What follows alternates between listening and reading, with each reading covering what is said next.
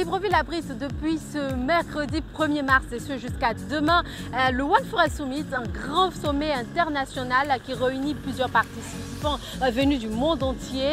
Alors on parle aujourd'hui de la préservation de la forêt, mais à côté c'est aussi l'occasion pour les artisans locaux de valoriser leur savoir-faire extrait des essences de la forêt. Alors je vous emmène vous balader au cœur de ce forum des à côté pour découvrir ces artisans locaux et tout le folklore autour de l'événement. Dieu a mis au monde 3 enfants qui sont la nature, l'animal et l'homme en dernière position. Le dernier né, c'est l'homme. Et Dieu a dit à l'homme, je t'offre ces 2 êtres qui sont avant toi, inspire-toi d'eux. Voilà pourquoi l'homme ne crée pas, mais plutôt il transforme ce que Dieu lui a donné.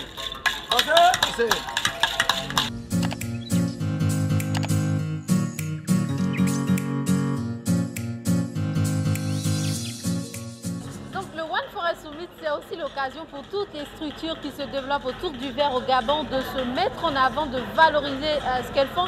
Et on a pu voir un Amazing Gabon qui a été lancé il y a quelques mois de cela. Et nous avons la chance d'avoir l'un des organisateurs, on va dire la tête du projet avec nous. Et il va nous expliquer pourquoi est-ce qu'on choisit le One Forest Summit pour s'exposer et quels sont les avantages de ce concours. Bonjour monsieur. Oui, bonjour, moi c'est Steve Ray, je suis le directeur du concours national de photographie Amazing Gabon. Là nous sommes sur la 2e édition. La première édition c'était l'année dernière. On a eu un gagnant, on a fait des voyages à l'étranger pour les expositions, donc à Dubaï, ensuite à New York et 4 expositions à Libreville. Ça c'est pour la première édition. Donc là maintenant le jury s'est réuni il y a à peine une semaine. Ils ont sélectionné 60 photos. Les 60 photos vont faire les expositions itinérantes. Donc les 60 photos que vous voyez là. Donc le One Forest Summit, c'est le premier expo. Ensuite, il y en aura d'autres. Mais nous sommes là parce que on nous a invités, le ministère des Eaux et Forêts qui nous a invités. Et en dehors de au-delà de cette invitation, le One Forest Summit, c'est une opportunité pour vous de valoriser ce concours. C'est une super opportunité, c'est une méga opportunité pour une structure comme la nôtre. Parce que nous, on essaye de faire la promotion de la protection de l'environnement, la promotion de la biodiversité si riche au Gabon, à travers ces photos. Et ça peut être que bénéfique. Voilà, donc là, ici par exemple, vous avez la panthère du Gabon. Elle est en grande action. Alors cette photo a été prise aux alentours du Mont Cristal par un photographe qui est forestier également. Et donc sur ses temps libres, il sillonne la route. Et il tombe sur des animaux comme ça. Et c'est un passionné de la photo et c'est un passionné de biodiversité. Celle-là, elle est drôle. Hein. Je ne sais pas si vous avez vu, mais ils sont en pleine action. C'est aussi ça la biodiversité. C'est que tant que les animaux se reproduisent, ça veut dire qu'il y a de la vie, ça veut dire qu'ils sont bien protégés. Donc, je pense que le photographe a voulu mettre en avant justement la reproduction des espèces. Et belle photo, belle faune et en pleine action. Parce que quand les délégués passent, ils sont captivés par ces photos et nous leur demandons de voter pour la photo qui leur touche le plus, quoi. Donc il y a 2 catégories, il y a faune et flore. Et donc vous avez 2 tickets et vous votez pour les 2, quoi. Et la faune est très bien représentée ici. Ici on a les couleurs de cet animal sont toujours exceptionnelles. ça prouve qu'ils vivent en paix au Gabon et que nous faisons tout ce qu'il faut pour les protéger. Et c'est pour ça que ce sommet est si important. Oui, et donc c'est aussi ça le One Forest Summit Gabon. Merci messieurs. Merci à vous, merci.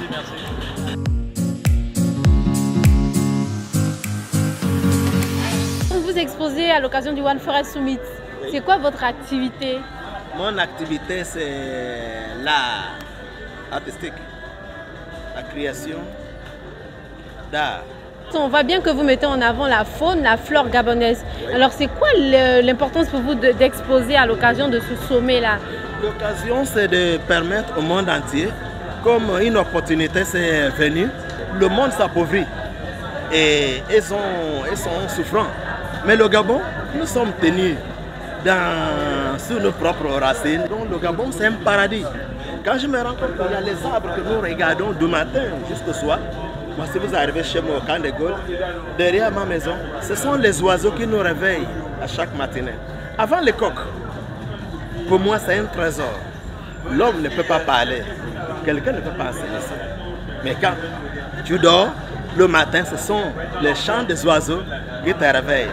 C'est à partir de peut-être 4 heures, 3 heures du matin que les coqs commencent à chanter. Les oiseaux chantent d'abord. Moi, ça m'a enrichi beaucoup. Il n'y a rien que je pourrais manger qui peut rappeler, qui peut remplacer ça. Vous voyez? Et quand nous réveillons dans la joie, quand nous rentrons dans nos créativités, c'est ce trésor, ces idées qui animent nos esprits, qui nous permettent joyeusement de réaliser toutes ces choses. Jusqu'à mes enfants Racine arrivent à faire plus que moi. En 2007, le président Bongo il a reconnu mon travail. Il a signé mon livre d'or. Et en 2015, le président Ali, il a signé mon livre. Vous comprenez ça? Donc quand on voit ça, pour moi, c'est un trésor, c'est pas l'argent. On peut te donner l'argent, mais tu es bourré. Des fois, tu oublies même là où tu es. Tu oublies ce que tu dois faire. Mais quand j'ai une reconnaissance comme ça, de la part du chef d'État, et un étranger comme moi, ça donne la chair de poule. Ça réveille l'esprit et il te conduit sur le bon chemin. Quand vous voyez tous les arbres qui sont là, tous sont de nous, tout ce que ça fait depuis le temps que nous faisons tout ce que nous faisons. Les arbres sont vivants. Le monde vient du monde extérieur, vient récupérer toutes ces choses-là. Vous comprenez ça? Donc, le Gabon, c'est un trésor. Moi, je n'ai jamais vu ou bien compris un paradis qui dépasse le Gabon. Bonjour madame, alors on voit bien que vous présentez des produits et vous êtes dans un stand à l'occasion du One Forest Summit. C'est quoi le lien entre la forêt et tout ce que vous proposez aujourd'hui? Ce qu'on propose sort de la forêt, c'est le koumé et c'est la sève du koumé. D'accord, voilà, c'est ça. Et en langue gabonaise, au Gabon, on appelle ça la torche indigène. Voilà, c'est un peu spirituel ici. D'accord. Voilà. Et donc c'est à la base... Et là, c'est à base de ça qu'il y a eu transformation. Et on a fait des bougies qui sentent, des bougies. Ah, je veux bien tester. Et, ça sent vraiment... voilà, et des parfums essentiels pour la maison, le recoin. Je vous permets? Oh, c'est naturel. Voilà. Je suis Anaëlle Lutunga, je suis la fondatrice des Confits de Suze. Notre petite structure sert à valoriser les produits, légumes et fruits de chez nous. Donc la majorité de mes produits sont des produits de forêt et des produits aussi des savanes que nous plantons nous-mêmes dans nos jardins, d'accord. Et donc ce sommet est important parce qu'on parle de la préservation de notre biodiversité, la préservation de notre forêt. Si notre forêt elle est comment je vais dire, si elle est détruite, on n'aura plus certains fruits, comme le fruit qu'on appelle le fos. Au fos, on fait des caviars avec. Nous, on fait des caviars avec, on fait des confitures avec. Par exemple, on a ce produit, c'est notre caviar d'Atanga. Les arbres, normalement, les Atangas poussent dans la forêt. La majorité des Atangas qu'on trouve, on ne les plante pas. On prend les produits dans la forêt, on vient les planter dans nos villages. Donc, si on détruit cette biodiversité, il y a des produits qu'on ne retrouvera plus. Très bon.